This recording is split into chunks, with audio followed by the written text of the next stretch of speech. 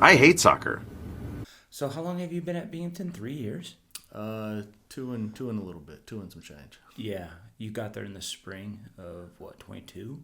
Yeah, what's now? So, yeah, 25. the spring of a couple years ago. Yeah. Yeah. And you came from where? Came from Atlanta. From Georgia. Yeah. And that's where you're from originally? Yeah. Yeah. Yeah, grew up around there. Spent most of my adult life there. Yeah. How long have you been like coaching in college? What is it? A few years here. I spent 6 or 7 years at my previous job. I spent a year at a D3 school called Oglethorpe down in Atlanta. So, Okay.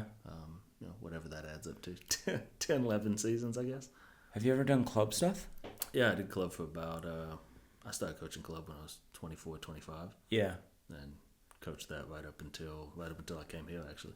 Oh, okay. So, yeah, I coached in Atlanta, Concord Fire. Okay. United, UFA, bigger clubs in Atlanta, typically. Yeah.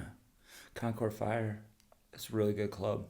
Yeah. Massive club. Yeah, that's where I learned that, that's where I got into sort of big club soccer was Concord. So Yeah. those guys, Greg Blassingame, Ken Curley, those Brian Moore, those were big, my big sort of initial mentors around top club soccer anyway. So That's back when Eric, I guess, was in Jacksonville at that time. Yeah. So when you were coaching club, did you always want to get into the college game? No. It just happened. No, my buddy was coaching the D3 school, like I say, Oglethorpe, and he was coaching at the club with me, and he was coaching at Oglethorpe, and he's like, "Hey, you want to help me with like recruiting and stuff?" And I was like, "Yeah, sure." So I spent about a year helping him. It wasn't. I wasn't there Right, every like day, kind of like volunteer or small roles. Yeah. So that was the first sort of time I did it. So what was that, 10 years ago? So I was probably, mid to late 30s. Yeah. And then, that was fun. So, I spent a little while transitioning, to get into it, really. Right. And just sort of, then my son graduated, went off on his way, so then you can go wherever you want at that point. Yeah.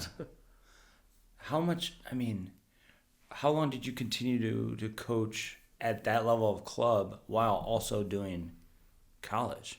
Till I came here. Okay. I was coaching 2 ECNL teams and coaching college, and so yeah. So then that's probably how you got really good contacts with all these other college coaches and the recruiting process. Yeah, I mean, it doesn't hurt, because I did those kids recruiting from the other side of things, right, to a large degree, and right, because my previous job was a school called Reinhardt. It's NAI, good program, but we weren't recruiting a lot of kids out of top ECNL teams. Right. So I was doing sort of like that recruiting for one level, right? Yeah. As it were, and then also doing the kids recruiting with them from the other side of things, a little bit differently. So. Right. What do you think of the coaches that don't focus on the local players? Because I'll give you an example. University of Michigan, on the women's side, they only have like a handful of kids from Michigan, and they try to go all over the world, and then they try to go, a lot of California, a lot of Texas, a lot of Florida. Yeah. And it's like you have hawks in your backyard, and you're allowing them to just leave. Or they go to Michigan State. They go to Michigan State, or they leave, and they go to North Carolina, they go to Virginia, they go to Florida State, and all those big schools. Like Michigan's kind of missing. I feel Michigan is missing the ball. Well, the other thing you don't know, though, unless you're inside the program, is you don't know how many of those kids they do go after and just don't get. And academics too. Oh well, yeah. Sure. That plays a role. Can you get in? Yeah. Right. Yeah, that's true. I mean, like if you ask us about a New York kid, yeah, I know who they are probably. Yeah. Did we get them? I don't know, maybe. Right. Yeah. Same thing for every state school thing. If you ask, I'm from Atlanta, so Georgia's a big thing, right? Yeah. If you ask Georgia, like, hey, did you go after so and so that ended up at wherever? Like, probably. If they were, if you're talking about like a youth national team kind of player, well, why didn't you get that kid? Well, we tried, Yeah. So that's the thing. Like unless you're in the program, you don't really know. It's hard to know. Because nobody publicizes the recruiting losses. Right. Oh, we really went after this kid, and she just decided this other thing at the end of the day. How I coached at the University of Detroit, but I wasn't involved in any of the recruiting. No. How long does it take you to really get a feel for like selling? Oh, like like selling your university to, a potential athlete. Yeah. I think every school has its pluses and maybe minuses, right? Right. Or just its neutrals, right? Like, whatever. I think it takes you a while to figure out what your school's thing is, right? Like what attracts players to your school. Mm-hmm. And I think, again, every school is different. Sometimes it's academics. Quite frankly, sometimes you hide the academics because they're not that good. Especially, smaller schools that are tuition driven, a lot of times right. that's not the thing. So you don't talk about that a ton, Yeah. Maybe it's proximity to the city. Maybe it's not proximity to the city, if you're out in the, if you're out in the countryside, maybe that's what you sell, Right. So I think it just depends. It depends on the, I think some places are probably easier to recruit to than others, clearly. Yeah. Right? But yeah, I think the best jobs are the ones where you don't feel like you have to stretch anything. It's like, no, this is what it is. It's really good. Yep. So I think that's what you hope for as a coach, but there's only so many coaching jobs in college. Yeah. So sometimes I think you sell what it is, and sometimes the school's really good at attracting a certain kind of player, and the fit is just okay. Oh, that's our niche, that's our thing, Okay, we can get that kid. Yeah. And then we go back to that well and try to get the next one of those kids, Yeah. With how crazy it's gotten over maybe like the last 5 years, are you happy to be out of the club game? I love coaching club. Yeah. I love it. It's so, I never really mind. There's always a headache here, a headache there. There's an issue here, there's an issue there. But that's true of club, college. That's true of working at Dairy Queen. Absolutely. There's always something, right? Yeah. I love coaching club. I love watching young players because they grow so quickly. They learn so fast. Like they evolve so quickly. But also love coaching, older players because it is more. It's a different relationship. It's a different way of interacting. Yeah. It's much less, oh, I'm teaching you a thing, and it's much more like, no, we're getting together and working on this to achieve a certain thing. Yeah. So I really enjoy both. For me, it's not an either or. All right. And I don't mind, I've got decades of like dealing with the stuff that comes with club. You get a headache here, you get an issue there. But like I said, I've also had other jobs in my life. So like I know they have the same thing. Yeah. And I like this set of issues better than those sets of issues. Right. For sure. But no, the club. Club. Like I said, especially this time of year with club when playoffs are going on, and it's so like kids are excited. Yeah. They're getting ramped up to go try to do a thing. Yep. Yeah, you really miss it at that point. You really miss sort of that enthusiasm. Yeah. Really, as it were. Yeah. With players, you talked about relationships. Mm-hmm. With the college athletes. How do you build like that trust, like that relationship? Because what I tell players all the time is like, look, you're basically going to be living with these coaches. You are going to eat with them. You're going to travel with them. You're going to be in, Sure. you're going to be around them all the time. So how do you like go to a recruit and really try to form a bond? But then when they do come to the school, how do you build that relationship? I think every coach just does their best all the time. Like you're gonna mess that up sometimes. Mm-hmm. I think honestly that's honestly the biggest thing for me is like every player-coach relationship is great while it's great, right? Like what happens when it gets off track for a minute? Yeah. You say something that rubs a player the wrong way, or a player, maybe, carries attitude for 2 or 3 days, and now it's in your head, like, what's going on with them, Mm-hmm. It's really about that moment, like, for me, especially with older players especially, but even with young players. Because with young players, you have the advantage of being able to talk to a parent and being like, hey, what's the thing? Help me with this, what's going on. The older players, you don't have that in college, right? If I say something to a player and it rubs her the wrong way, I may not even know that for weeks. Right. Maybe months. Right? Right. And so I think a lot of times it's just, especially with college players, you just really got to pay attention and realize, like, you're going to get it wrong. And if you get it wrong, it's important to, like, go address it quickly. You can't let it just sit. And even then, there's going to be stuff you miss. Mm-hmm. But, like, I think being really open to the idea that, like, yeah, I'm not perfect at this. This is a human thing, and I'm going to mess it up sometimes. Mm-hmm. I say I'm sorry to our players a lot. I'll make when I'm mad in a training session. I ask them to do something. They thought it was dumb. I doubled down, and in that moment, they're a little ticked off at me, right? Right. It's real important to circle back. Yeah. And be like, hey, and sometimes I was wrong. I might snap at a player in a training session. Happens. Yeah. Right? It's way different snapping at a 13-year-old who you can, that player looks up to you. Like your college players sort of look up to you, but also like, it's more adult to adult. Yeah, exactly. In a way, right? Yes. And so it is really important to mend fences when you realize that something's falling down. Right. I think honestly that's the, and you do that with youth players too, definitely. But youth players have an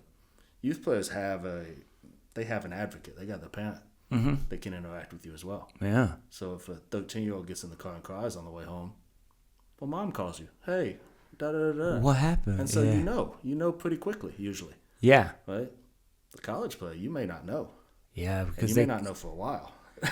Because players could internalize it, or absolutely. Yeah, especially on the women's side, I feel like they could just like shut you off, like, oh, I'm not talking to him for a week. Well, it could be that, but it could also be like protecting themselves because they want to play. They don't want you to know like a thing bothered them. They don't want you to know that like, oh, it's sort of wrongly categorized like a weakness to be emotional, to have a reaction. Yeah. It's like, no, like that's a human thing. Yeah. It's okay. You can be mad at me. Yeah. That's okay. And you can tell me why. And it's also okay for me in a coaching position to be like, yeah, I was wrong. I'm not perfect at this at all. 100%. That's my bad. We have a couple college players that like, they're going into junior year and they're going into senior year. And they both said the exact same thing, that it takes 2 years for the players to fully get used to the college level game and college level process and to really get to know the coach and like what they want out of me every single day versus a freshman that might go in and they're a little, maybe one, they could be very scared or they could be overconfident. And then they're like, well, why aren't I playing? I need to transfer. And it's like both players, one is at Cornell and one is at Nebraska. And they both said the exact same thing. So like, I wish I was more patient my freshman year and my sophomore year because now they're captains and leaders of the team. And now they really know their coaches and their coaching staff. Yeah. Like the book that you helped gave some info for, that little questionnaire, the recruiting, that was really the whole purpose of that book was like, be patient. And once you do commit, don't go in thinking that you're going to be, I'm going to start as a freshman and whatnot. Do you think it takes about 2 years, 1 year? I think it depends. You know, Depends on the caliber of the player and the. Well, I just think the answer to so much is it depends, which is a really annoying sort of reality, but like it really is. You know, like it depends on the player. Yeah. Like one, it depends on their playing level, clearly, right? Yeah. It can also just depend on like the maturity. One person's 18 is not another person's 18. You know, some players come in at 18 and they're fully ready for like on my own, college, interacting adult to adult, having hard conversations. You know, they're really ready for it. Mm-hmm.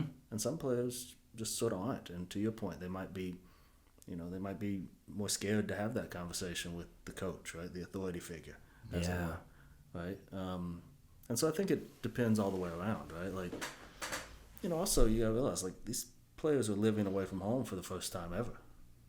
For most of them, right? Most of them have never, never been away from home. Right. They're living with, a bunch of people that they didn't choose. Yep. Right. Yeah. I was talking to a former player of mine, former youth player, and she was laughing. She said, "Yeah, like all my best friends in college are just people who like the coach thought kicked the ball well."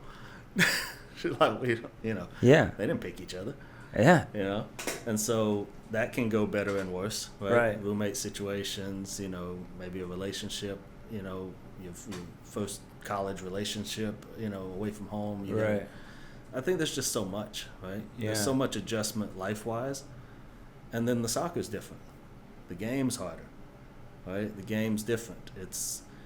You go from an environment where, however you want to characterize it, player or parent is the customer, right? To be served by the club, right? Mm-hmm. To an environment where they're not the customer anymore in college, right? Like you're all in this together. Yeah, well, you're on a $40,000 a year scholarship, right? Yeah. Are you a customer or are you being paid? And so, like, who's the customer? The customer, at a program that draws 6,000-7,000 people to a game, the customer's the crowd, right? You got to sell tickets. And even at a program that might not, the customer might be the athletic director because that's who's watching the game. That's who's making the judgments around the program. Right. And so it can be, it's just such a different environment, I think. Yeah. Bearing in mind, I don't mind the transfer portal. I don't mind the idea of it. I think it solves way more problems than it causes, at least in soccer. I can't speak for football and basketball where you're forming new teams basically every year. Like, that's different. Right. But, in my experience seeing it in soccer, I don't mind it really. Mm-hmm. I understand where a coach might get a little tweaked by, a player leaving at a time or whatever, but generally speaking, I don't see a bunch of happy players jumping in the transfer portal just looking for another thing. Yeah. You see players that have a thing, right? Yep. And it might be something as simple as I'm homesick and I'm want to go 10 hours from home. Exactly. And I want to go back closer. It might be a thing where a player does some mental math and goes, I don't know if I can get on the field here. Right. And that's okay. Yeah. It might. My last school canceled a girls major her junior year. So she had to go somewhere else. You have to go somewhere else. Yeah. I don't think you look at the transfer portal for women's soccer and you see a bunch of like happy players being disrupted by a process. Right. I just I see a thing that makes it easier for players to change their mind. And I don't know that changing your mind is always a negative. Some coaches have a real issue with the transfer portal. I don't really. I don't think happy kids are jumping in the portal en masse. Right. And if a player's not happy, honestly, yeah, maybe do change. Yeah. You're young, especially freshman, like you're 18. Right. You made a decision when you were 16. And now you're in a space where maybe it's not working for you. That's okay. Yeah. And it's, look at most college coaches. They've also been in the transfer portal. Oh, sure. Air quotes. Voluntarily and involuntarily. Exactly. Right. Yeah. Like that lifestyle. Sometimes I'm like, I could do it, and then sometimes I'm like, I don't, because if you do well enough, you might be looking for a bigger job if you really, dominate where you're at. Or if you don't do well enough, you could get fired. And it's like the volatility is like, it's uncomfortable for a lot of people, I bet. I mean, truthfully, is it any different than any competitive job? No. I mean, listen, I worked in the youth level for a long, long time. Mm-hmm. A lot of people got fired, right? A lot of people got promoted. Yeah. A lot of people got better teams. A lot of people didn't get a good team anymore. Yeah. It's the same. Yeah. I've worked in other industries. It's the same. Eventually, if you're good at it, you get some opportunities. If you're not good at it, your opportunities sort of dry up some. Yeah. Fortunately for me, I just like the game. I want to coach all the time. It's fun. Yeah. So, When you were at Concord, mm-hmm. what do you think should be a club's role in helping kids get recruited? I think it's just part of it. So, that's if you coach that age group team, Yeah. that's, it's a vital part of what you're doing. Have you ever heard of a story where a club coach would call on a player and really push a college coach to take that player on, Mm-hmm. and then it completely backfire? The kid did not turn out, and then the college coach take it out on the club coach and never work with him again? Have you ever heard of stories like that? I mean, I think I think your opinion's only as valid as that other person's experience with your opinion. Right. Right. So if I tell you, hey, this kid's brilliant, and you sort of rely on that, and you take a chance, and then that kid's not brilliant. Right. It's not even that you're mad at me, but like the next time I call you and tell you, hey, this kid's brilliant, you're like, You said that before. is she though? Yeah. And so, maybe take it out, but like it's really just sort of like your experience, your track record. And I've said it for 20 years. Every coach looks at players differently. Oh, 100%. Yeah, And 100%. is there a way to take out the subjectivity? No. There's not. I mean, the game's subjective. Yeah. Did we play well today? I thought we played great. No, we played I thought terrible. We were trash, yeah. Yeah. And so, as long as the game's subjective to a great degree, right? Yeah. I mean, we can all tell if we won or lost because they got a scoreboard. Yeah. But, like, did we play well? That depends. Right. Right? I mean, there's very successful youth programs and college programs and pro teams that I might think don't play very well. But they have a long track record of results playing in that style that I think is kind of trash. Yeah. Right? Yeah. And vice versa. Somebody can watch one of my teams play, youth, college, whatever. Yeah. And same thing. Oh, I thought we played pretty well today. Oh, I hate that style. Why don't they just do the thing? Yeah. Right? So I don't, I think that's part of the beauty of it, honestly. Right. I can sit at a game watching players, taking my little notes, right? And the person sitting right next to me, long list of qualifications, got a bunch of coaching licenses, been doing it a long time, they could be taking the exact opposite notes. And that's, that's the nice part of it, Mm-hmm. I mean, I can tell you with certainty that there are players going to, some of the biggest schools in the country that I don't think are particularly good players. I'm not picking, so what's it matter? Right. It works for them. Yeah. Right? I can tell you there's players going to, small programs that I'll see that I'm like, oh, she's brilliant. Yeah. And then the question's always followed up. Somebody will be, oh, well, why is she going there? I don't know. I guess she likes it. Yeah. I think that's part of the beauty of it. I mean, even within coaching staffs, there's, me, Neil Taylor, the 3 coaches on our staff. They don't agree about players all the time. Right. But, you don't see that later because, we have that conversation in the office. Yeah. And then we open the door and now everybody agrees. Yeah. As it, as it should be, When you guys are out recruiting, do you guys look based on the style of play you want to play and the system you want to play, or is it best player available? I'm not sure those two things are different. Like maybe that player is the best player available for us.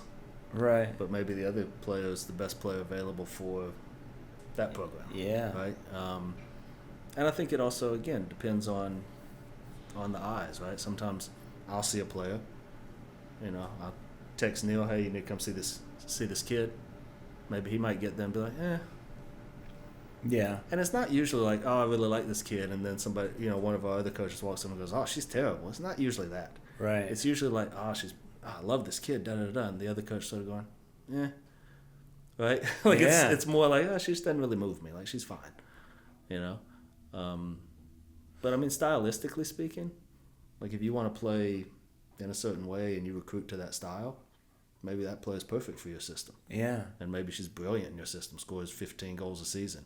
And maybe if she was in a different system, she'd be, 16th player, 17th, 18th player sitting on the bench. Right. And I think that happens a lot, So when you guys are sitting in that room, and let's say you're looking at, let's go back in time. Let's say when you first got there, or let's talk about like last year, and you're looking at recruiting the 2025 class, like this upcoming, like this year's class. Mm-hmm. Do you go through and be like, okay, we got 5 spots. We need a left back. We need a 6. We need, a 9, and we need a goalkeeper. Mm-hmm. Do you always just try to hit all those spots based on need? I think sometimes, again, it's sort of it depends. Like, if our right back's graduating, mm-hmm. we don't really have another one. We have to get one. Mm-hmm. Okay, now, that's something we know we're going to go look for a right back, right? But it can also be a little looser, right? Because if your right back's graduating, but you've got a pretty good second option, right? Maybe you don't go get a right back because maybe you decide, we're going to put her, she's going to be good in that position. Right. And so maybe then it becomes sort of a best available player thing. Right. I think the one exception to that is goalkeeper. Like, if you don't have a goalkeeper, you got to go get a goalkeeper. Yeah. Right. Almost get one every single year until you hit on one. Yeah. But yeah, again, and it's such an annoying answer, I know, but like, it really does just sort of depend. Yeah. It's not annoying. Because, I mean, I was at U of D, probably 15 years ago now, and I was never in those rooms. I was never really in those discussions. I was just the goalkeeper trainer. Yeah. So I just did my job, and then I would go home. I wasn't involved in all of that other stuff because I was coaching club at the time, and sure. But because I always just wonder, okay, is there like a big board and there's 2025s, we're done. 2026s, we need 2 forwards, and then 2020, and I just always wondered like what that looked like. Does it look like an NFL draft room where we need, and we have all these players and we need, it's just, I just always wonder. And I think I'm sure there are programs where there is a NFL draft board type thing in the office somewhere. I'm sure there are programs where it's just sort of like, coaches sitting in a room spitballing around, and then it's such a sort of cliche, but like, you don't know what any of these programs are unless you're inside them. Yeah. You don't know how they operate. You don't know what works well. You don't know what the hard part is. You don't know. You just don't know. Because it's not. There's not a ton of like inquisitive, investigative journalism. Around the sport in college, right? Women's soccer in college. So you don't get those stories of like, like you get stories out of like Alabama's football staff because, journalists are just pounding them all day, and eventually somebody gets an angle and they get a story. Yeah. And so you find out about Nick Saban being out recruiting the day after Christmas on some kid's couch or something. Yep. And you get that story, right? Yeah. You don't really get that in women's soccer because you don't have that journalism around the sport. Right. And so, you really, really just don't know unless you're in the program. Is there a way that recruits can find all that out before they commit? I think maybe if you know a player in the program. Yeah, and just talk about, okay, what is your experience like? And I think that's probably the least explored avenue for young players looking at schools is like, where do I know somebody? Like, where is there a player from my club? Right? Can I call them and ask them what it's like? Yeah. Because, if you're 2 years younger than a player, or 3 years younger than a player at a club, like, they may not know you, but like, y'all are from the same place, you can probably call them. Like your mom probably knows their mom. Right, You know? exactly. You may have the same coach they had. So you have a lot of connections, I think, as a young person coming through where you can learn a little bit more about programs. So yeah, I mean, I think that's a thing that.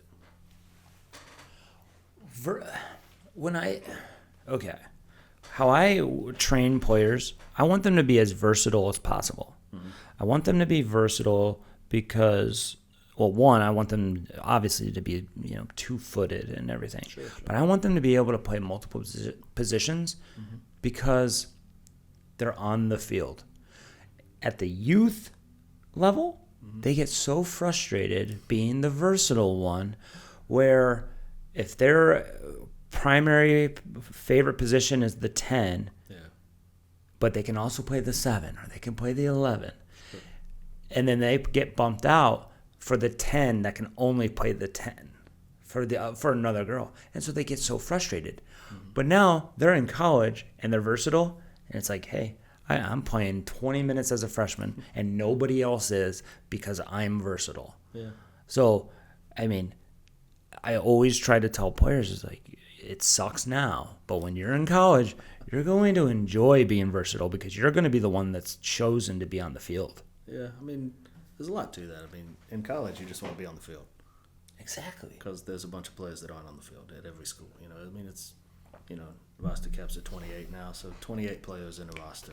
Mm-hmm. And there's not very many programs that play 28 players every game. Right? Yeah.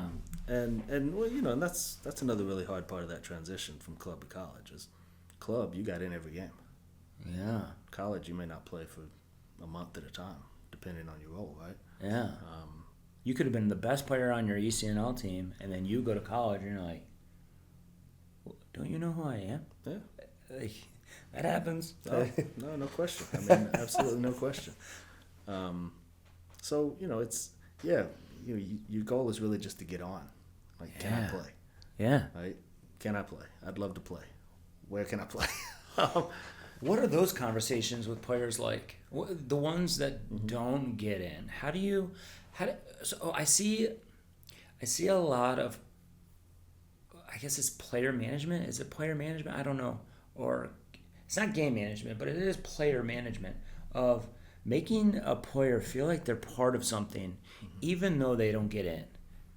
How hard is that? I mean, it's obviously key because, I mean, honestly, at my previous school, we had to carry 40 players. That's what it was a tuition-driven institution. If you didn't carry 40, your books didn't look right. Right.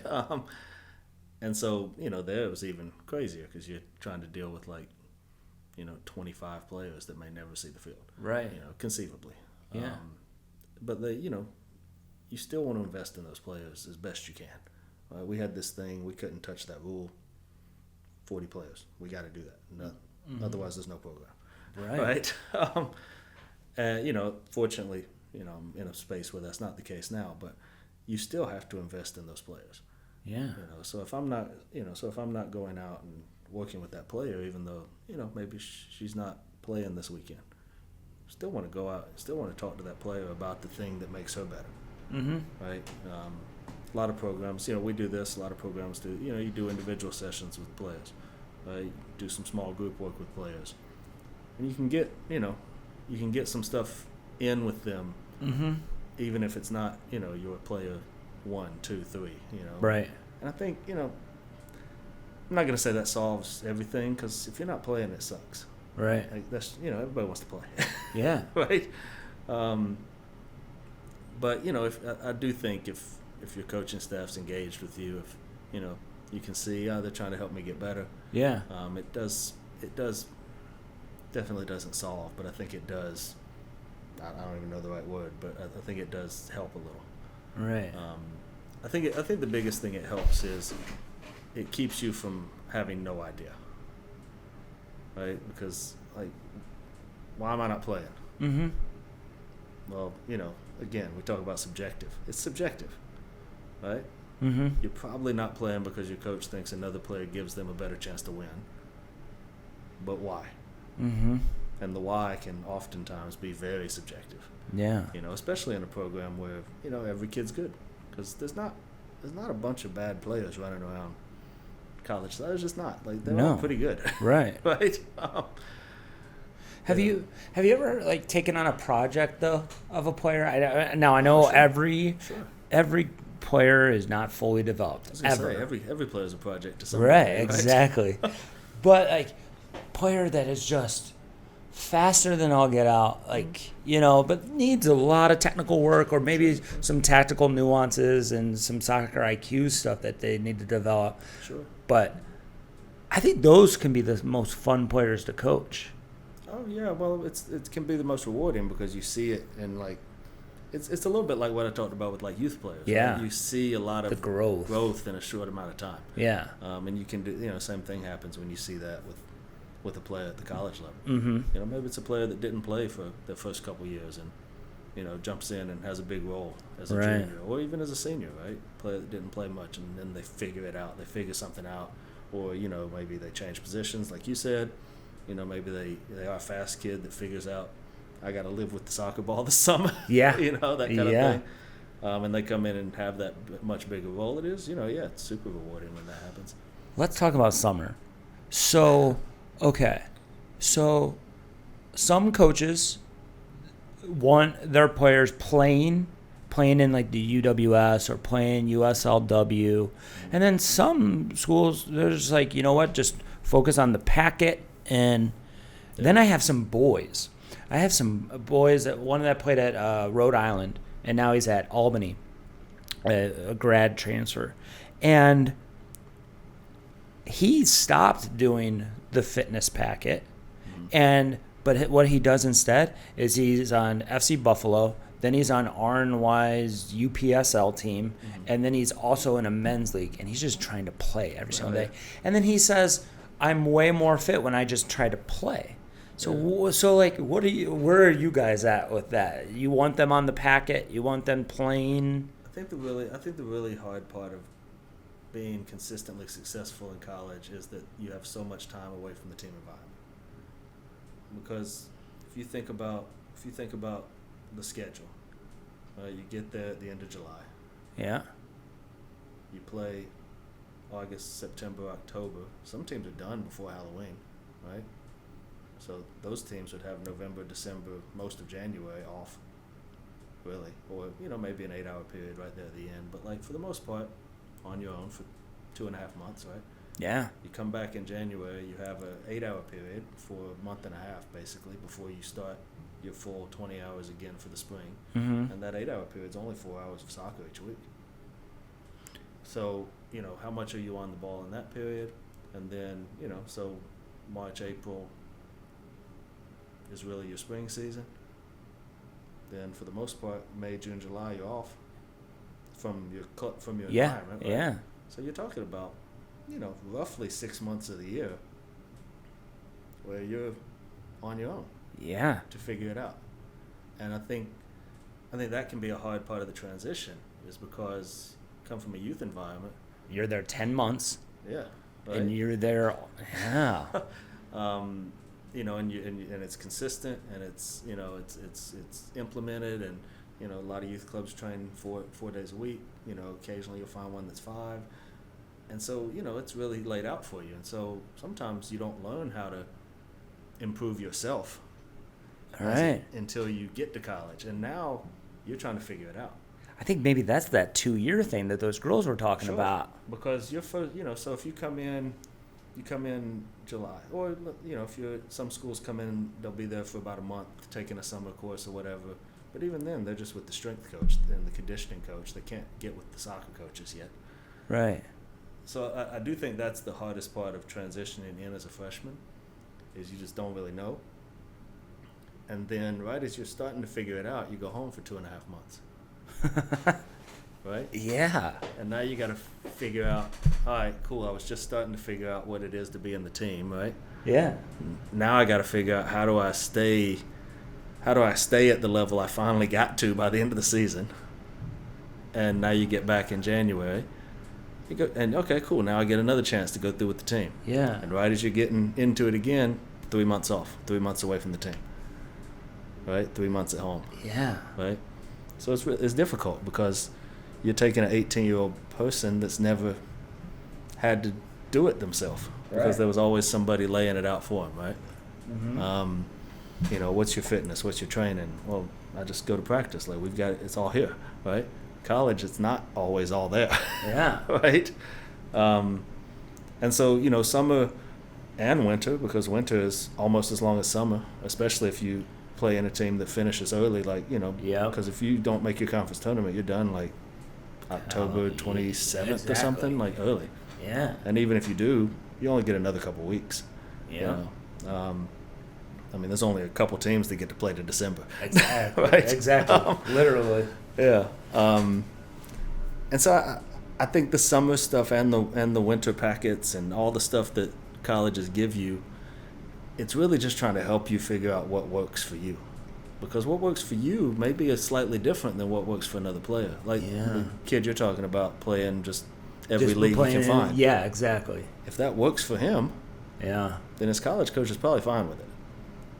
Right? But some other player might try that and it might be a disaster. It just doesn't work for them. Exactly. Right? And you get various levels of, I don't know a better way to call it, compliance with the packets, right? Like players do different levels of it. Some of them do it all. Some of them do a little bit of it. Right. But I think you find as players get older, they figure out what works for them in the winter, in the summer, in the time, on a day off, whatever. Mm-hmm. But I do think that's a really difficult thing, especially for younger players coming into college, is how do I get ready when, like, I'm on my own? Right?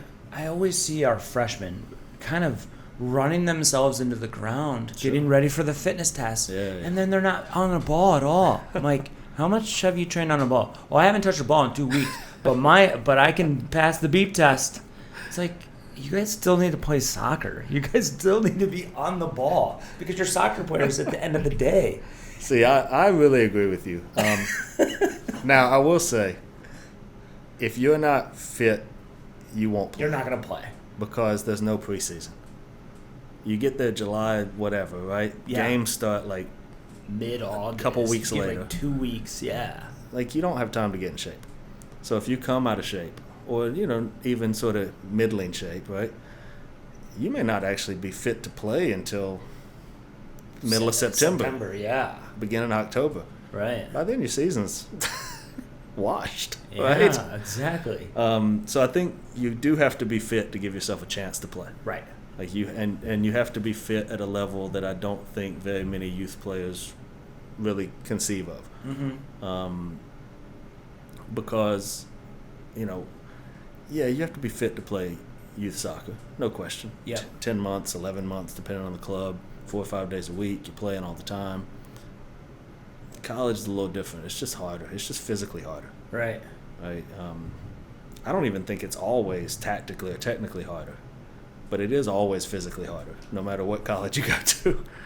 And so you have to be fit to give yourself a chance. Yeah. Now you also have to be able to play to get on the field. Absolutely. So those are the. So it's like So that's the balance. That's the hard part.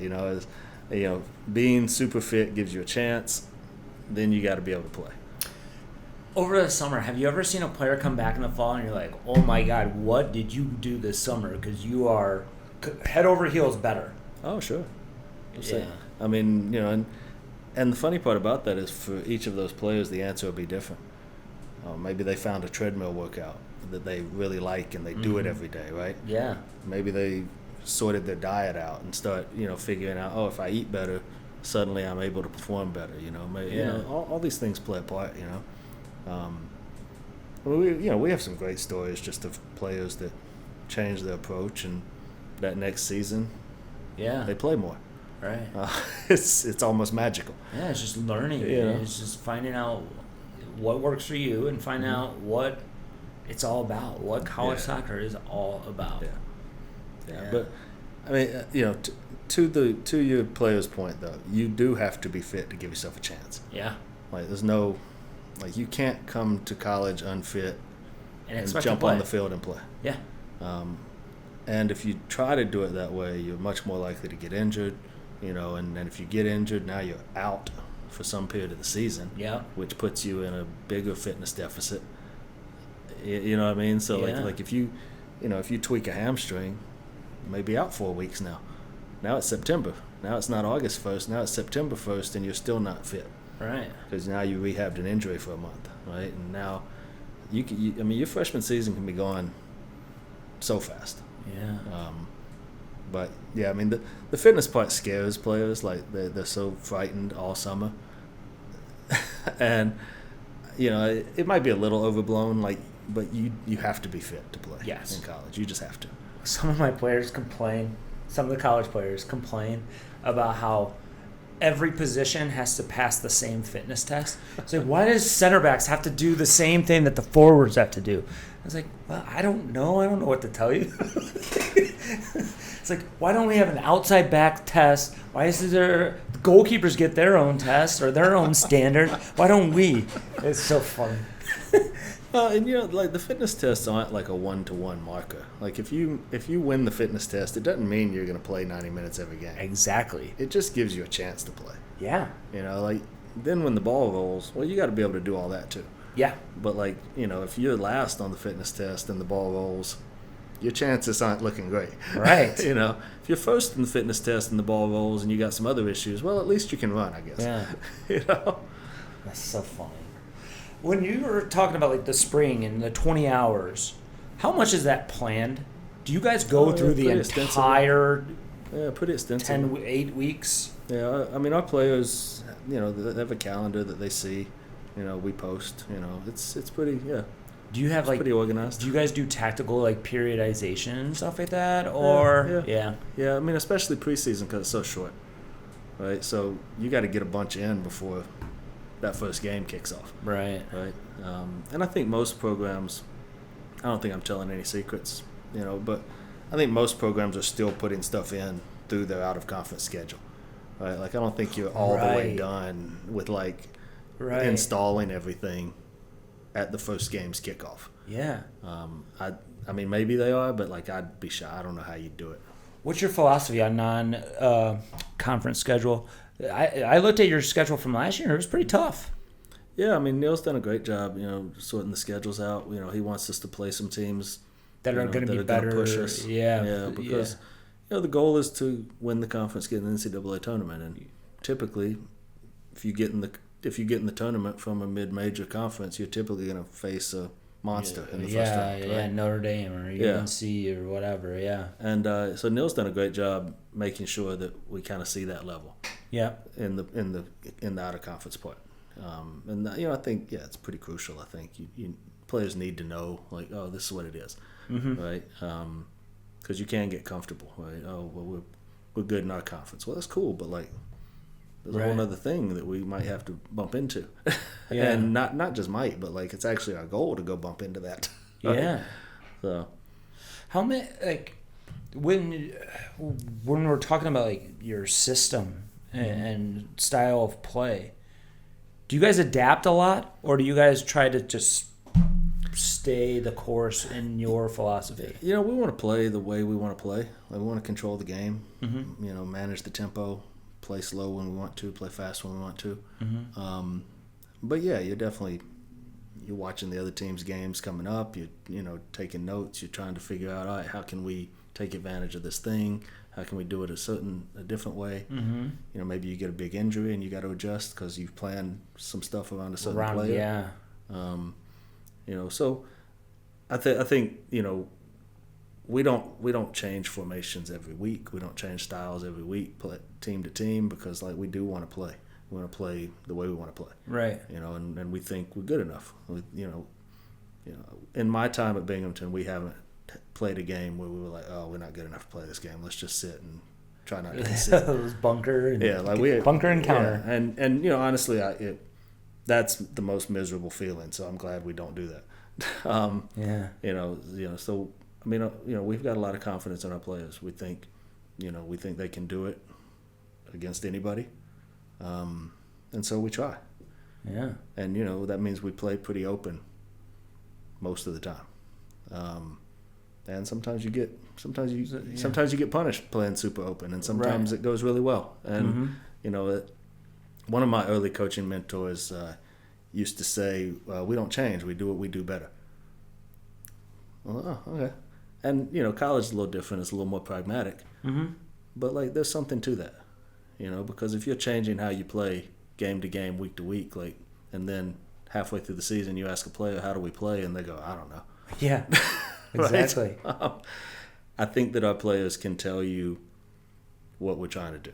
Right. And I think that comes down to sort of the consistency of how we're trying to do it. Yeah. And, for our players, a lot is, we try to, it's a lot of decision making. It's like, read this situation and how do we solve it? And, and then it's like, okay, cool. Are we technically good enough to execute that solution? That's a good choice. Now, can we do it? Mm-hmm. And so it's not so much like, it's not really paint by the numbers for us. It's much more like, hey, here's the picture. It's like, all right, what do you see? What do you see? All right, cool. Can we do that thing? And then a lot of the coaching from the sidelines, even in games, is like, hey, is that on? Because, I can't see it from where she's standing. Right? It looked on to me. Mm-hmm. Right? Yeah. But was it on? I don't know. You're looking at it. Exactly. Was that on? And sometimes you get, nah, okay, cool. Yeah. You saw it. And sometimes you get, I don't know, I didn't look. Okay, Yeah, cool. exactly. Can we look? Yeah. So, for us, that's a lot of the style of it is, you're trying to empower players to make decisions on the field. Right. And trying to help them become technically good enough to execute whatever it is they see. And so we spend a lot of time around those ideas. How much game film do you guys watch? Do you guys watch a lot of your own games back and the opponent? Mostly just the opponent, or both? Yeah. We spend a day or two each week looking at. We always look at the team coming up. That's a big part of the scouting. We make sure we show the players, hey, this, and this. Mm-hmm. Because generally speaking, players aren't going to go out 3 weeks and watch 4 games of the team you play, a month from now, right? So you do want to feed them the pieces of that they need to see. Yeah. It's a little different in conference because the teams know each other, and so they do watch each other a little bit. I find that our players do watch, they'll watch, Maine's game, they'll watch UMBC's game, right? Just so they know each other, right? But yeah, you definitely feed them a lot of, this is what's coming up. Here's what this look is. Here's what blah blah blah. And then our coaches are actually really good about going back and watching our games. They actually do that a lot. And they'll come in the office with a clip of their own. Like, hey, did you see this? What about this? Yeah. So yeah, we spend a good deal of time there. As a coaching staff, obviously, we spend tons of time there. Yeah, I bet you most of your time. Yeah. How often do players come in and meet with you guys individually? Initiated by them or initiated by us, or both? Initiated by them.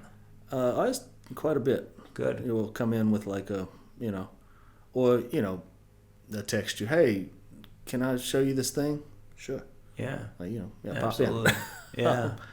There's a lot of bus ride back. Hey, Jesus. And I always try to get them to take a day before they watch the game. Don't watch it on the ride back from the game. Sleep and then watch it. Yeah, let it digest a little bit. Yeah. They don't do it. They definitely watch it on the ride back, but still. Because sometimes, how often does somebody will watch the game and man, I played awesome. They watch it back and they're I wasn't that good, or vice versa. Honestly, I've coached a long time. I really, really try not to vocalize my impression until I go back and watch the game, because so often it's different. Because if you're watching a game back, you already know the score. There's no pressure. There's no emotion. Yeah. There's you're just watching. All right, what was it? And so when you go back and watch that game, separated from the emotion, from the environment, from the moment, from the pressure, from the uncertainty of the score. Yeah. How'd you play? Those two impressions can be wildly different. When I started coaching, early 2000s, and I was big into Josie Mourinho, and he would say basically the exact same thing, that I address the team at halftime with the changes, and then after the game, I just say, okay, I'll see you guys Monday. Yeah. And because the game's over. Yeah. The result's not going to change. My opinion might change after the fact. I find that my opinion usually changes after the fact. It's not even sometimes. I almost always regret when I talk to a player right after the game. Almost always. We talked about apologizing to players earlier. A lot of that comes from a conversation right after the game that then I go back and watch it and I'm like, oh, no, that wasn't quite right. Right. And so you come back and you're like, hey, this, and this. But yeah, separate the game from the emotion and the uncertainty of it. How you play looks very, very different. Right. You score a last-minute winner, win 2-1 on a high, right? Oh, we played great. Then you go back and watch it and you're like, oh, we were actually trash for like 85 of those minutes. And then we scored at the end. Yeah. I think the reason why I started this podcast is really initially it was just players. Mm-hmm. I just wanted to talk to the college players and allow our college players to tell their story. Sure. And then some of our younger players would reach out and be like, oh my God, I learned more and more from that hour podcast than I did with, from their club or whatever. Not every coach, not every program has the open door policy of meeting with the players after games. Yeah, and I hear that and I'm like, well, when we talk about building relationships, I think that's one of the most important keys is that they need to be I feel that coaches need to be approachable with every single player that's on the roster. And when I hear that, that's not. But then I hear other schools that are maybe a Power 4, and they're like, yeah, I meet with my coach individually every week, or after every game. And it's like, okay, maybe that's a little too much, but it's just a style thing, isn't it? Yeah. I mean, I don't know. I've heard of people being successful in every way imaginable. I think, I feel like in different sports, different environments, like, I think it's, what works, what do people expect? Yeah. I think so often it's like if the expectation is set out and then you fulfill the expectation, most people are generally happy. Mm-hmm. I think a lot of times where you run into tension is when either there's nothing laid out, so you don't know what to expect, or something's laid out and then the experience doesn't match it. Mm-hmm. I think those are where you start to run into things. Again, the youth coaching mentor of mine many years ago said you can run your team any way you want to. You just got to tell them how you're going to do it at the beginning and then do it that way. I don't know if it's 100% true, but yeah, it helps. Yeah. I can say for me, like, I like our players. So if they pop in the office and want to talk about, yeah, sure. Yeah. Half the time I go stick their head and be like, can you print this for me? Sure. Yeah. It's like, yeah. You really want that. You want that ability for players to come to you even if they don't. Right? Like, you want it to be open even if they don't. Mm-hmm. And sometimes the difference between a coach being open and not open is whether that player is comfortable enough to do it. Like, the coach may not care one way or the other. Yeah, come see me. Or don't. But, and some players may be real close to that coach because they're comfortable and they come in, they stick their head in, say, hey, whatever, and some other player may not have that comfort level, which can go back to what we talked about, 18-year-old away from home for the first time trying to figure out the world. Yeah. Your role as an associate coach or associate head coach, do you have – I know every program is different. Sure.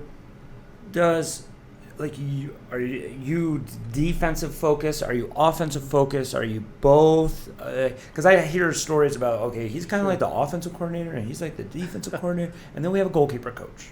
Yeah, I mean, there's something to that. I feel like between me and Neil and Taylor, we overlap a good deal just because, like, we're pretty comfortable with each other. Like, if I think, if Taylor thinks something I'm doing is dumb, she tells me.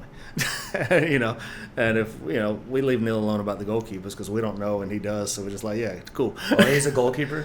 Okay. But it's Neil's program at the end of the day. Yeah. And so, me and Taylor's role in that is, we're making suggestions. Mm-hmm. We make a lot of suggestions. Tell you 47 reasons why I think it's a good idea. Mm-hmm. But, like, Neil makes that decision. That's his gig. Yeah. Now, typically Taylor was a center back, very, very good one. So she typically will take more of that. Uh-huh. When we have the ball, I typically will take more of that. But it's also really pretty fluid. especially when we're talking about like pressing out of possession. That's where it's like, Taylor, I really want to do this. Are you cool if we leave that player? And she'll be like, not really, but you can try and see if it works. Okay, cool. Yeah. You know, that kind of thing. Yeah. So, you know, it's so much, you know, I think most coaching staffs are down to the relationships within it, and like we get along really well. And I think we all trust each other, you know, Right. to a great degree. And I can say, you know, we're pretty open about when we disagree with something. But at the same time, like we disagree in the office, and then, you know, Neil decides, and then cool, now we go do that, right? Because a big piece of like, you know, associate head coach, assistant coach, all of those roles are really the same thing. It's really like, you know, when the head coach decides something, cool, now it's our job to go make it work, whether we agreed with it initially or not. You know, and that's just how staffs work and have to work. You know, because you can't go out on the field and have 3 coaches on 3 different pages. Yeah. Now you go in the game and the players are a mess, and like Been there. they don't even know what's going on. Yeah. You know. And all 3 coaches are saying something different. Sure. And the players are so confused. Yeah. And you're gonna have moments where, like, you know, maybe I use different language than Taylor uses, and that messes a kid up, and like, that's where you got to pay attention and go back and sort it out, right? But like, you know, you really have to try to be, you know, in an accord and, you know, in front of the team. Otherwise, it just doesn't make sense. You know. All of our players have almost always said, "I like my assistant coach more than my head coach," because it's like, it usually tends to be like good cop, bad cop. Is that planned, or does it just happen that way sometimes? I think head coach is just like the role of head coach. Like, that's the authority. Yeah. Right. That's the authority. Yeah. In the program. Yeah. And so every player is a little more like, you know, not that it's arm's length, but it is a little more arm's length than like your assistant coaches. Yeah. Right. And I think that's probably just sort of natural with the hierarchy of it. Yeah. That's how families are too. Sure. Right. Wait till dad gets home. or you know, go ask your mom. You know, but honestly, you know, I think for most part, you know, we have 3 people on staff. I think there's probably players in the team that would tell you they're closest with each of the 3 of us if you went around and polled the team. Yeah. Right? Who's your favorite coach? And, you know, probably don't phrase it that way, but, right. know, Yeah. But, you know, there are players that will go to Taylor first, or come to me first, or go to Neil first. I think all 3 of us have some number of players in the team where we're their first, you know, contact. You know. I love that. And it may change depending on what it is they want, right? Yeah, for sure. You know, one of our captains, brilliant. I love her, but like, she texts Taylor about defensive stuff. If she wants a 10 to check more often, she'll ask me about, or she'll question. She'll be like, "Hey, don't you think it'd be a good idea if?" And what she means is like, I think it'd be a good idea if she did a thing. But yeah, I think more than like head coach, assistant coach, it's just individual players are more comfortable with one person or the other. Yeah. And I think just the authority figure of the head coach makes it probably a little more distant than it maybe is with assistants, because assistants are, you know, right there next to you, you know, whatever. How close are you guys to like the men's staff? Offices are right next door, so we hear everything each other say through the wall. Paul Marco just yelling? Yeah, Paul and Tommy, all those guys. I have Paul. He is on USC staff or NSCAA staff. Yeah. So I think he was at my premiere. He was at all of them, but I only had him at my premiere because I think he only does the premiere course, or he used to. Okay. But yeah. Yeah, I love those guys. I see them all the time. Yeah, I like Paul. There used to be an assistant at University at Buffalo, and he's at Vanderbilt now, and he's kind of helping some of the former UB players get opportunities overseas to play professional. Do you guys have some players that want to continue? And how do they navigate that? Do you guys help them navigate it through just contacts that you've made over the years? Yeah, you know, you just I think that's where it really is sort of the reverse of the men's side, because on the women's side, like a player that's a really good college player here, can get some pro opportunities in Europe and Australia and Mm-hmm. wherever, right? You see these players pop Yep. up everywhere, right? Mm-hmm. And so you do. For players that want to do it, you try to help them. I think for a lot of American women coming out of college, they may not want to go halfway around the world, and and play for not a lot of money sometimes, and, Right. those sorts of things. But yeah, where they do, you definitely, you reach out, you try to help, you do everything you can. So. Mm-hmm. Any players recently that have gone over at all? Livy McKnight played in Iceland last year. Okay. It's a good league. Yeah, so we, like I said, we help where we can for the players that want it. Yeah. I think, I think if you looked all across the landscape of college soccer, you have a lot more players graduating that just don't. Yeah. Than on the women's side, than maybe you even think about. I mean, there are a lot of players that go overseas and play for many, many years, and they're not even like what you would call, like, they're not all Americans in college, but they go overseas, find their fit, and they play and play and play, and Right. 10 years later they're back here coaching a youth team, and you're like, where you been? And they're like, oh, I was in France for a little while, I was in Belgium, I was in Yeah. Exactly. I was reading something. There was a girl that went to Ryder that was like the leading scorer in the pro league in Malta last year. I was like, that's great. Yeah. And so she's gonna get another contract and stay and do another thing, But I think for American women, it takes going sort of around the world and coming back sometimes, which is why I hope like the USL Super League and all that kind of stuff can create some more domestic opportunities. Exactly. So. We used to have, when I used to work with the Flash when they were in the NWSL, and we had some practice players that ended up going overseas, and then 5 years later, they're actually in the NWSL. Yeah. And, I've always been taught that a player doesn't reach their prime until the ages of like 24 to 27. Yeah. And this makes so much sense. But what's sad is that a lot of our players never even are playing competitive soccer at that age. They're done by 22, 23. Yeah, and so a lot of times, like I said, you have to stick in it long enough, right? Coaching's not any different. Your first job in coaching doesn't usually pay all that well. No. Right? Mm-hmm. Whether it's youth, whether it's college, you don't get paid much your first job. Yeah. And so a lot of people don't stick. Right. A lot of people take a job coaching and they do it for a couple years and then, oh, what are you doing now? Oh, I'm selling real estate. Okay. Yeah. Right? And so the people that stick long term generally have a string of not very well paid positions on their resume. Mm-hmm. Right? And again, whether it's youth club, whether it's college, whether it's back and forth with both, whether it's a mix, whatever. But to get to the part where you can sustain it as a career, it's the same as playing. Sometimes you got to go through that place where you got paid $500 and you had to work in a burrito shop, on the weekend to make it, right? Yeah. I read about Lucy Bronze, brilliant player, right? Yeah, UNC. She was talking about her first pro job. I think she was working in a Pizza Hut while she was playing. That was her first. And I probably messed up the details of that, but I know she had another job. Yeah. She's one of the best players on the women's side for the past, 15 years. Some of our Flash players, when I was there, that was when Lynn Williams was a rookie, Sam Mewis, Abby Dahlkemper, they were all rookies.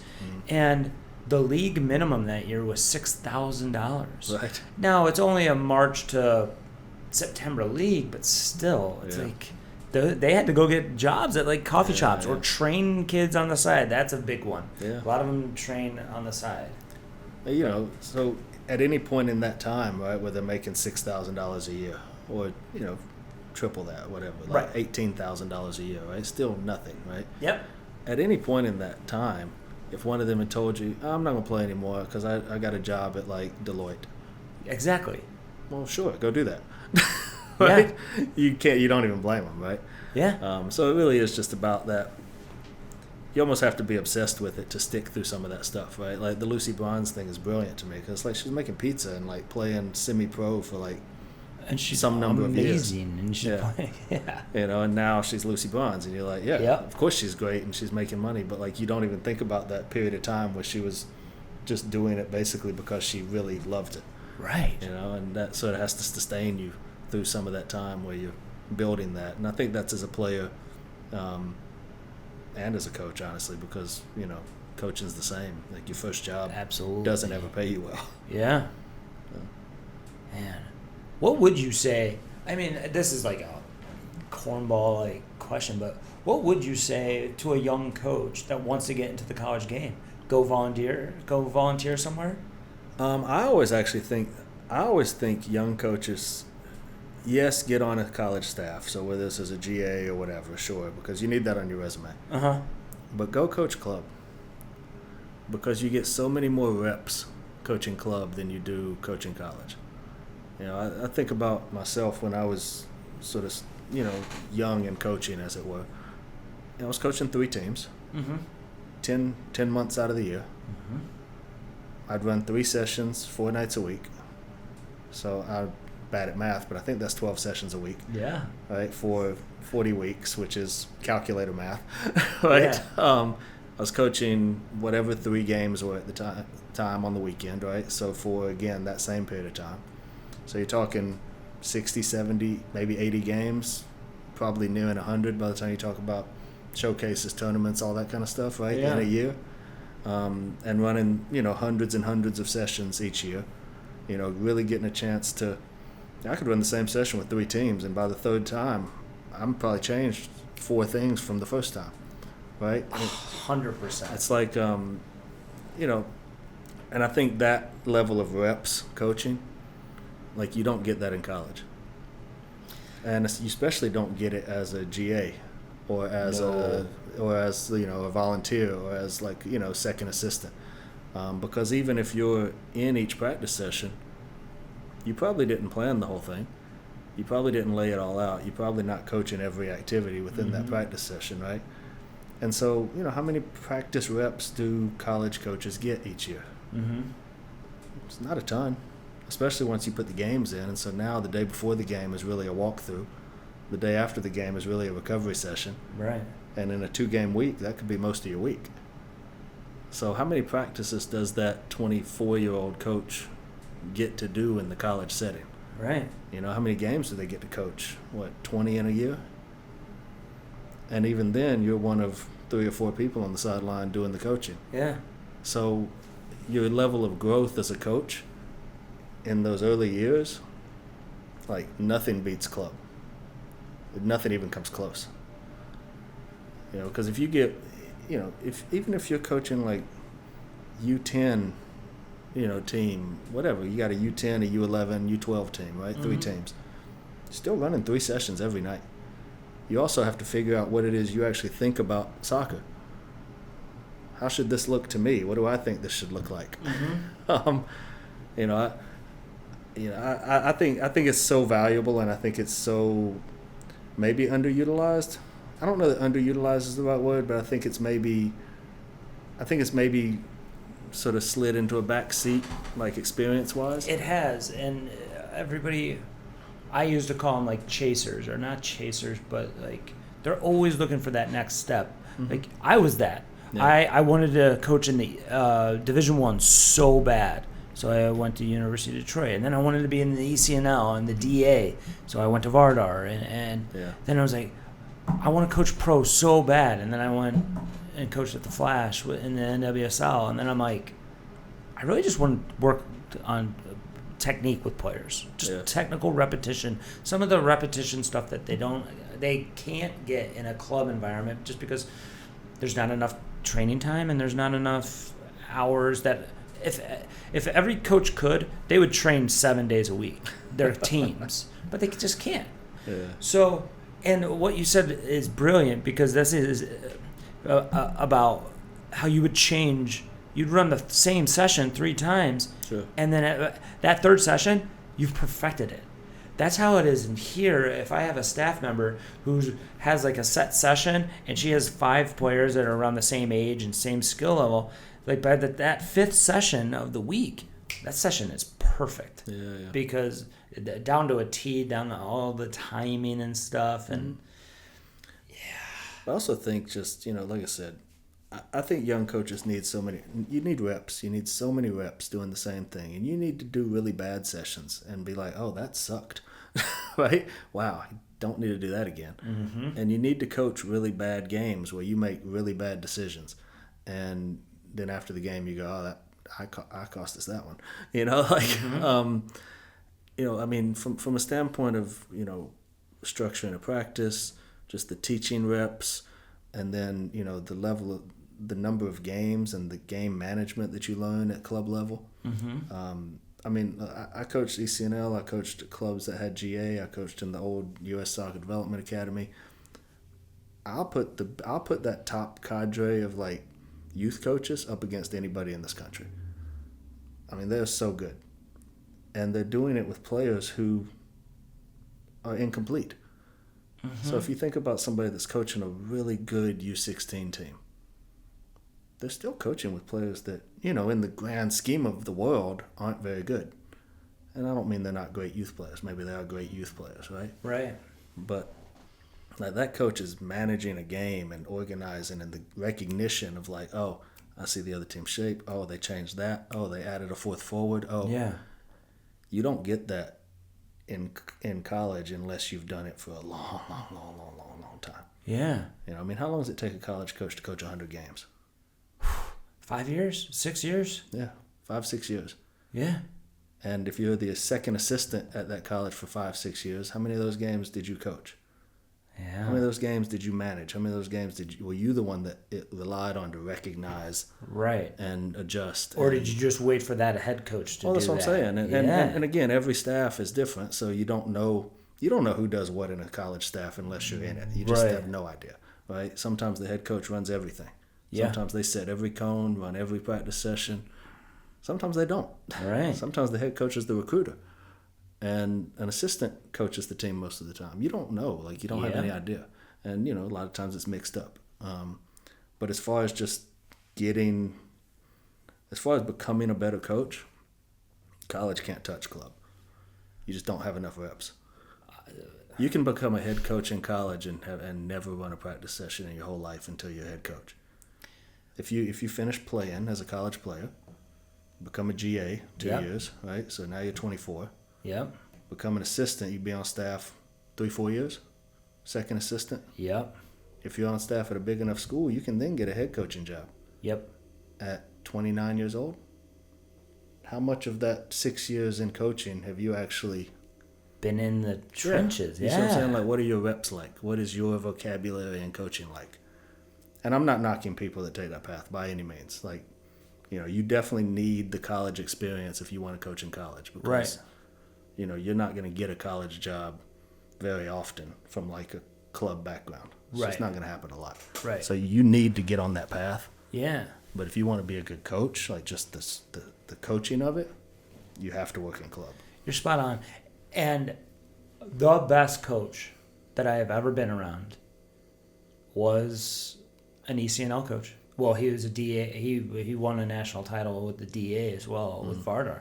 And he's still there. Yeah. And there's brilliant coaches in club. I know people, they get a lot of grief. They do. They get a lot of grief. And some a lot of them from me. And some of it well-deserved.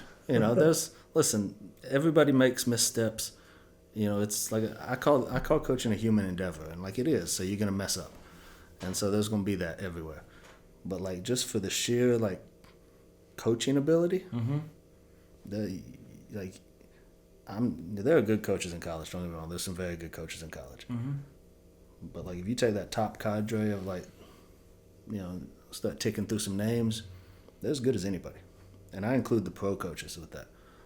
Some of those men and women coaching the 15, 16, 17-year-olds you see, it's top notch. When I go recruiting, there's certain coaches I sit close to the bench. Not because I want to see I want to hear them. I want to hear their halftime talk. I want to hear what she says to her center back.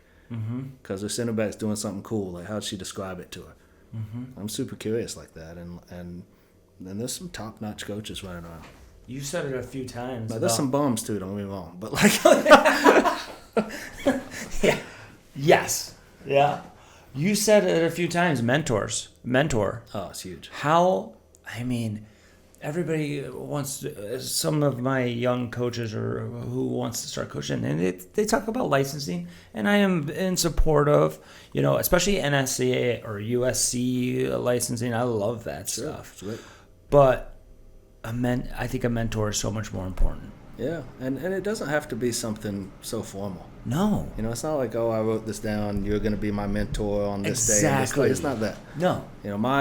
My biggest coaching mentor is a guy named Brian Stoddard, who was the DOC at my first club job. Okay. I was coaching 3 and 4 year old rec kids because my son was 3 playing U5, right? And he was like, "Hey, you want to coach a select team in the fall?" I was like, "Yeah, maybe, whatever." And he goes, "We'll pay you $400 a month." I was like, "Wait, you get paid for this?" Yeah. I had no idea. Right. And Brian's the one who actually, that's the thing he would always say is, we don't change, we do what we do better. That was his thing. So I take that from 25 years ago, whatever it was. Yeah.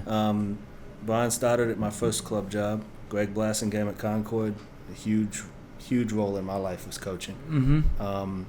Ken Curlett, Brian Moore, who's now at Charlotte, the ECNL director at Charlotte. And those guys, not so much like they would take me aside and teach me anything, but they let me sit on their bench. Bingo. And I would go sit on their bench. Yep. And I would go every week, not just every now and then. I'd go every week. Yeah. I was coaching a second team at Concord, and I spent every weekend on Brian's bench with the ECNL team, on Greg's bench with the DA boys, whatever. Mm-hmm. And to your point, I love licensing courses. I've done every one I could ever do. Mm-hmm. Love them. But I've learned more sitting on other coaches' benches in my life than I've ever learned in a course. Not to say I haven't learned so much in courses, because I have. And had some great, coaching mentors in those as well. Yeah. But sitting on coaches' benches and seeing how they operate in the game, and seeing how they adjust and how they do things. Honestly, sometimes they do things I'd be like, yeah, I'd done it a different way. And that's just as valuable. Absolutely. I don't like how you did that, but in my head I would have done da-da-da-da. Yeah. And then when I got my game and we were in a similar situation, maybe I tried my thing. Right. And maybe I was right, but maybe I was wrong. Maybe I should have done it that way. I think so often young coaches just don't follow through as much, because every coach I've ever asked has been like, yeah, come sit with me. Everyone. I don't think I've ever had a coach be like, nah. And that includes, coaches working in the pros. That includes college coaches when I wasn't a college coach. Yeah, come see a practice session. Mm-hmm. Yeah, come. Coaches in general, I found the community to be wonderful. Yeah. Yeah, come on. Yeah, come sit with us. Come see what it is. Sure, no problem. But, how often somebody will ask you that and then they don't show up? Or they show up once and then you don't see them anymore. When I tell you I was on the bench every week, if I had an empty practice slot, I'd go watch Brian's girls train. I'd go watch Greg train the boys. Mm-hmm. And that was because I wanted to do it. I really wanted to do it. I was just obsessed with it. And I don't know that you have to be obsessed, but it helps. I think that's exactly how I started. My biggest mentor was Matt Pokovitz, and he used to be at Vardar, but then he started his own club, and I went to go work with him. Mm-hmm. And I was 19, 20. I had major imposter syndrome. I had no idea what I was doing. I don't know. Right. And I would go, he would train on a gym floor at a church. Mm. And I wouldn't help, I wouldn't lay cones. I would sit in the stands with the parents. Yeah. And I'm just watching every single, and I would write down okay, 10 minutes in he does this, 20 minutes in he does this, and then I got his cadence. Mm-hmm. And then once I saw him, and then I started coaching games. And I had no idea what to do. Yeah. And then he came on my sideline and started way more coaching, way more direction, and really he just started just yelling to the kids to work harder and challenge. And it showed me oh, you could coach kids like this. I didn't know. So then I started okay, now I need to go watch him coach games. And it's the exact same thing. And coaches have to be self-starters. Young coaches have to be self-starters. Yeah. And the coaching development is really go to get on a guy's bench. Go and sit and learn. You got to show up. You got to show up. And you got to show up for no money. No, yeah. It's a real thing. You gotta Absolutely. You got to show up for no money. That was the biggest thing. That was the biggest thing, honestly, for me as a coach. And I don't think I have it figured out by any stretch of the imagination. If you ask me a year from now, I'll be like, yeah, I was a terrible coach a year ago. It's happened every year of my life. But I'll pop out and see Paul's practice with the guys all the time. Mm-hmm. If I got 30 minutes, I'll go watch them for 30 minutes. I'm not trying to figure out the structure of a 4-4-2. I'm just watching and seeing is there something? What's the thing? I think Paul's a good coach. I think Tommy Moon, his assistant, is fantastic. Those guys are great. Yeah. So if I can hear them talk to their players, right, it's great. Paul works with the youth club in Binghamton as well, and I'll go watch them work with their youth teams if it's Is that the Flash Binghamton now? Yeah. If Tommy's out there with his youth boys, I'll stand there for 20 minutes and watch it and see what's he doing. Right. I'm not saying you get something new and revelation every time, but I just think if you really want to be good at it, you gotta just invest yourself in that. I had another mentor who, this guy, A license, premier license, he was director of coaching for the state of Michigan, and he took an entire year off. Mm-hmm. And he went and he coached NAIA Madonna in Michigan. Yeah. And he took an entire year off to go observe Gary Parsons, who was coaching at Oakland University. And all he would do is go and sit and just watch him. Yeah. And I'm like, you're doing what? You're this accomplished. You're doing all of this. And you're just going to observe. That's brilliant. And that's it. Anson Norris would talk about how he would go and watch Dean Smith train. Oh, yeah. And that's different. That's a different sport. But I would do that. Yeah. Man. Yeah, man. I think it's key. Honestly, it's thankless. Nobody's going to be like, hey, congratulations, you watched a game today. So, I don't know that everybody wants to do it all the time. And, mm-hmm. And it's hard lifestyle-wise because now, you could have had the night off, but instead you just went and stood and watched that. Well, now, maybe your wife or husband's mad at you because you went home that night. Mm-hmm. It can be hard, but if you really want to do it, that's the fastest. I think that's the best way to do it. I think when you were at Concord, what was was there a set coaching development where the directors of coaching would help the younger coaches, mm-hmm. or was it more like that? Hey, come and watch the session. No, Concord's always sort of been everything's open, but nobody's gonna make you. Right. Concord's great because they set you out with your team and they're like, all right, you can do whatever you want, just be competitive. Yeah. And so you get a chance to try things and really do stuff. And like I said, just the number of reps I got. I was at Concord for 7-8 years. The number of reps I got just coaching was insane. I had 3 teams that whole time. And that high level player too. I transitioned from boys to girls at the time because I was coaching boys. And I'll never forget Ken Curlett comes up to me about halfway through a season and goes, hey, one of our directors is moving to, I can't remember where he moved, but we got this U14 girls team. I was like, oh, yeah, good luck with that. And he goes, no, I meant I need you to coach it. I was like, that sounds horrible.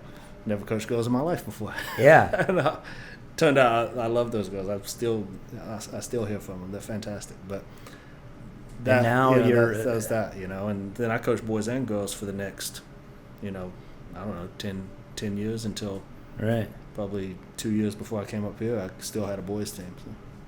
And now you've only been coaching women. My last couple years of club, I was just coaching women at UFA and the ECNL program there, and then obviously here, just the women's team. What do you think that you could transition again and go back to the boys' side? Yeah. Ever on the men's college side? If somebody, it's a hard transition to make because again, there's just not as many jobs on the men's side. Right. And I think you have to deal with going overseas, most likely. Yeah, probably. Or relying on video. That was one of my questions on the questionnaire is like, can you rely on just seeing a player on video without seeing them in person? I mean, it can backfire. Yeah, I mean, international recruiting can be that in large part. If you're not at if your school doesn't have a pretty big budget, international recruiting can be just like, send me some video. Man. What's the biggest difference, do you think, between coaching girls and coaching boys?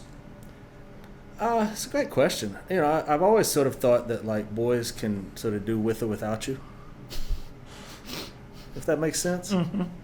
And I don't mean it in any sort of like disrespectful way. I No. just mean like if the boys are on the field playing and you're asking a player to do something, I mean, he might do it, but like he might try something else too. Yeah. And like and if you tell the boys team, oh, I'm so next year I'm gonna take this other team, so you're gonna have a new coach, they'll be like, all right, good luck. Like, not that they don't like you and not attached to you, but like I think they just, I don't know, something about the relationships is a little different. Yeah. I think coaching on the women's side, coaching on the youth girls side, like they want to know about you, like if that makes sense. Yeah. Like they're gonna ask you questions. Yeah. And you're gonna choose whether or not you want to tell them the answer. But like, right. But they care. They want to know. Oh, it's your birthday. Oh my God. Da da da da da. Yeah. Right? Yeah. I don't know if a boys team I coached ever knew when my birthday was. Nor did they particularly care. For sure. And I don't mean it in a disrespectful way. No, it's just how. I just mean that's how we are. Yeah. That's the only real difference, is that the relationship part of coaching on the girls and women's side is much more front stage than on the boys' side. Yeah. Because you have the relationships on the boys' side, mm-hmm. but like it's mostly about like, oh, we're going to be good at this thing, mm-hmm. right? And if you can help them be good at that thing, the relationship part's going to be fine. Right. For the most part. Don't get me wrong. Like, again, it can go sideways, but that's really the only difference. I've never found any difference in the soccer, what you can ask of them. I think you can ask everything of a youth girls player, women's college player that you can ask of a youth boy or a men's college player. You just got to give them the reps. Like, there's nothing that we dumb down about this game in our practice sessions at the university. It's like, no, you have to take that off your chest. You have to hit that side volley because mm-hmm. that's what's required in this moment. Right. And I think so often on the girls' side and on the women's side, the game gets kind of dumbed down because the coaches don't have faith in the players all the time. And I try to go about it a different way. I try to say, no, like, you can do that thing. You just got to put the time in. Right. 'Cause I've never seen anything outside of just sort of the pure like speed and strength of like guys after they've gone through puberty. I've never really seen anything on the girls, like on the men's side, that you can't ask a women's player to do. Right. Given time and reps. How beneficial is watching the kids practice as well as seeing them play in person in a game? I mean, it's nice. It's a nice too, just because, again, budgets are limited and whatnot, so the travel part. But, like, it's one of those things, like, if you can do it, yeah, because, you get to see, all right, how do they interact with their teammates, how do they interact with, whatever, right? So, I mean, it's a nice too, I think. Yeah. I don't think it's always a, something you have to do. Right. Even if you had the money in the budget, I don't know if you'd always have to do it, but mm-hmm. It's something. And part of it too is like you want players to know you like them, so you show up to their practice, right? That's so much of it now. For sure. I mean, it's a lot of recruiting is performative, right? Yeah. Hey, I was here. You saw me again, right? Yeah. Just show them that you're interested. Yeah. And one of the from the questionnaire that I sent you guys, all the college coaches, one of the biggest things that almost all of you said in one way or another was, and all the players said this too, is like, communicate with every coach that reaches out, because you never know. Sure. You never know. I just saw a story where a girl turned down a D2 offer, but then that coach went and got a D1 job, and now that girl is playing. It's a small world. It happens every year. Yeah, it's a small world. make sure that you respond to all of the calls or all the texts or all of the emails. And you don't have to. I mean, you don't have to like book a conversation. You just even like hey, I appreciate it, Coach, but I'm looking at other things now. Yeah, that's fine. And be honest. Yeah, there's nothing wrong with that. You know, when we reach for a player and she says, oh, you know, I'm looking at other directions, but I appreciate it. You know, if anything changes, I'll get back to you. Great, cool, check. Yeah. Now I know. Now you know. Awesome. It's great. And you know, it's hard though. I mean, I know. You know, some players probably get hundreds and hundreds of inquiries, right, from every level of college. So, I mean, it's hard, but, you know, you try. So, obviously, June 15th just passed, and a lot of colleges are on to the 2027s. Mm-hmm. What do you say to the 2026s that are still out there, that are playing at a high level, that are playing ECNL level? Yeah, it's hard. And then they're hearing, oh, well, so-and-so from the 27 graduating class is getting all these calls, and I'm still available. Yeah. It's kind of heartbreaking sometimes when I have a player in here and they're hearing that, and it's like, but it's also just be patient. Sometimes the happiest players are the ones that waited and didn't commit until late into their senior year sometimes. That's absolutely true. One of my favorite former players, I talk about her online sometimes. She committed February of her junior year, and June 15th, she didn't get any calls. Not one. Exactly. We were in Florida. For an ECNL showcase junior year. It was January of her junior year. Mm-hmm. And she didn't have anything. She had a couple schools she didn't really want to go to that had reached out, and she was okay. Well, you know, I'm talking to them because I don't have anything else. But like, you know, she didn't really want to go to any of them. Mm-hmm. Her mom was mad at me. Like, you know, I say that because like I love the kid and I like her mom, but mom was mad at me. She didn't have any offers, and then, you know, a month later, she's at top 25 school, and she's done great. And she just got called into U.S. college IDs. Oh yeah, I like that they're doing that too. That was great. That's that's very smart. Yeah, that's a great idea. Yeah. I don't know how they're like picking, but yeah, I love that they're looking at it. That's it's great. Smart. And they're doing all age groups. It could be a freshman. It could be a senior. It's not like it's not beholden to U23. It's. No, I think it's great. I think it's great, especially for like, you know, those sort of late developing kids, because a lot of times by the time you get to college, like, you know, the national team sort of decided on you already. Like maybe they decided when you were 16 because you came in and you had a bum camp. Exactly. Right? And now you're 20 and you're playing pretty well in college, but like they've still got that impression of you. So I think it's brilliant for like late developing players. Yeah. Yeah, I think it's great. Because that never got the youth national team call-ups that are now tearing it up at wherever. Yeah, I like that they said that it's specifically for the players that have had less exposure in the system. I thought that was a great way to put it. I thought it was great. What's like the best? Like 5 to 7 minutes? 4 to 7 minutes? 3 to 4. If you're a center back or if you're a defender, you don't score a lot of goals, you don't assist. Sure. What do you want on that tape? I think that depends on the program. Okay. Because a lot of people will tell you, center back, show me you heading the ball. You can win the ball, yeah. And you can maybe build out of the back. And sure, you know, definitely have some defending on there. But I think it's so specific to programs. Like if you watch a program play, and their center backs are towering, just winning every header, and, you know, heading the ball 40 yards clear of the box. Right. Your tape should probably have some of that for them. Yeah. Because that's clearly a focus. Right? Yeah.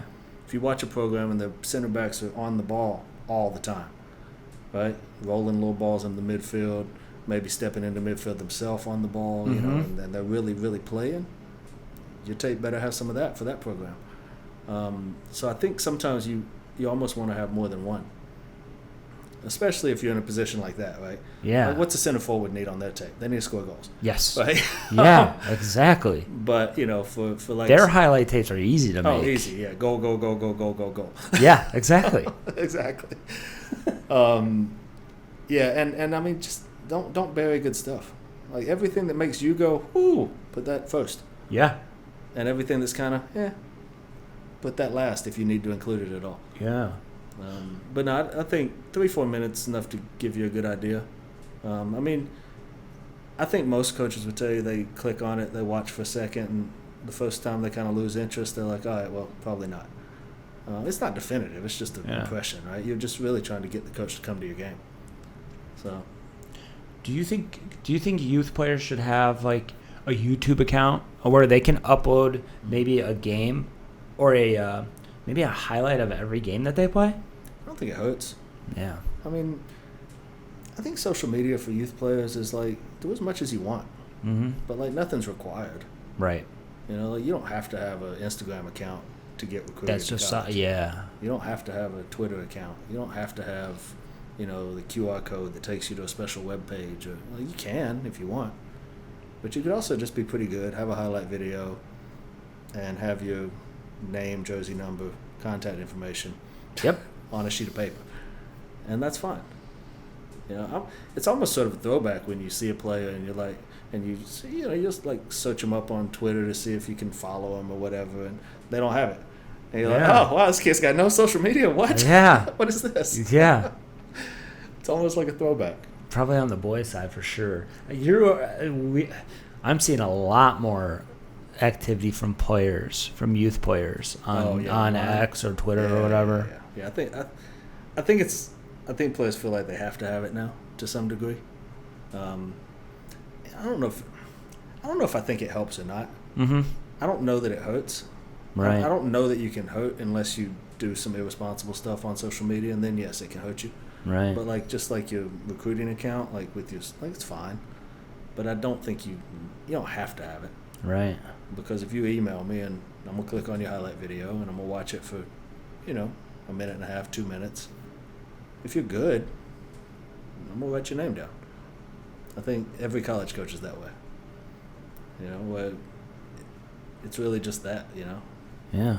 I heard another college coach. I was on a panel, and a girl asked him about like, how do you feel about multi-sport athletes? And I think it's the same with social media. He was like, yeah, I mean that's great, but how good are you at soccer? And I think it applies to so much, right? Like, do I care if you have a Twitter account? I mean, it depends on how good you are at soccer. Right. Like, do I care if your highlight video is 15 minutes? How good are you at soccer? How good are you at soccer? Wow. I thought it was a brilliant way to put it. That is a brilliant way to put it. I play 4 sports, and he was like, yeah, that's great. How Love good that. Yeah. How good are you at soccer? Because that's going to be that's your currency if you're trying to play soccer in college. It's like, how good are you at this? I love that. Like how many how many organizations are you in? I don't know. How good are you at soccer? Yeah. Because if you're really good and you're in no extracurricular activities, fine, we'll talk. And if you're really not very good and you're in, everything under the sun, class president and everything else, cool. But like, how good are you at soccer? How good are you at soccer? Makes so much sense. That was brilliant. Yeah. I'd tell you who it was, but he's in sort of the region. I don't want to help him recruit. All right, man. I appreciate you. I hate soccer.